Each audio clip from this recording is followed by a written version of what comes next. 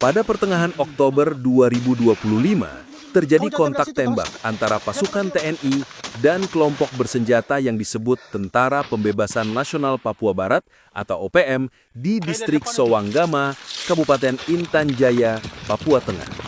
Dalam insiden tersebut, pihak TNI mengklaim berhasil menewaskan 14 anggota kelompok bersenjata yang dipimpin oleh Undius Kogoya, salah satu tokoh yang masuk daftar pencarian orang karena terlibat dalam sejumlah aksi penyerangan terhadap aparat keamanan dan warga sipil di Papua.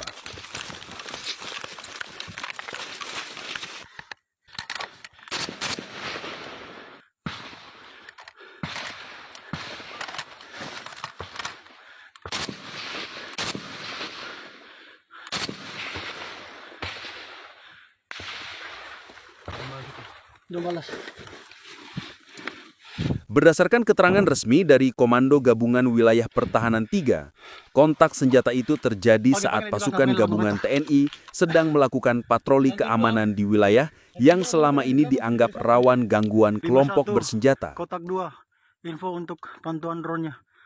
Biar kita ambil dari Dalam operasi tersebut, TNI menyita sejumlah barang bukti berupa senjata api rakitan, amunisi, dan dokumen kelompok OPM. Selain itu, laporan juga menyebutkan bahwa TNI berhasil membebaskan beberapa warga yang sebelumnya ditahan oleh kelompok bersenjata di wilayah itu. Tidak ada korban jiwa dari pihak TNI dalam operasi tersebut. Namun aparat masih melakukan penyisiran karena diduga masih ada anggota kelompok bersenjata lain yang melarikan diri ke hutan sekitar Intan Jaya. Komandan Operasi TNI menyebut, aksi ini merupakan bagian dari upaya penegakan hukum terhadap kelompok yang selama ini melakukan teror, pembunuhan, dan penyerangan terhadap warga sipil maupun aparat di Papua. Sementara itu, hingga kini belum ada tanggapan resmi dari pihak OPM terkait klaim TNI tersebut. Konflik bersenjata di Papua, khususnya di wilayah Intan Jaya dan sekitarnya, telah berlangsung selama bertahun-tahun. OPM atau Tentara Pembebasan Nasional Papua Barat mengklaim berjuang untuk kemerdekaan Papua. Sementara pemerintah Indonesia menegaskan operasi yang dilakukan aparat keamanan semata-mata untuk menjaga kedaulatan negara dan melindungi masyarakat sipil. Beberapa pengamat menilai bahwa operasi terbaru ini menunjukkan eskalasi baru dalam konflik di Papua, terutama karena jumlah korban yang relatif besar dalam satu peristiwa.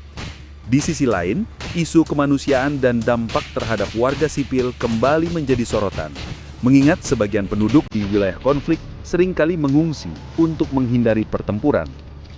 Hingga berita ini disiarkan, situasi di Intan Jaya dilaporkan sudah mulai kondusif, meskipun aparat masih bersiaga di sejumlah titik strategis untuk mencegah serangan susulan.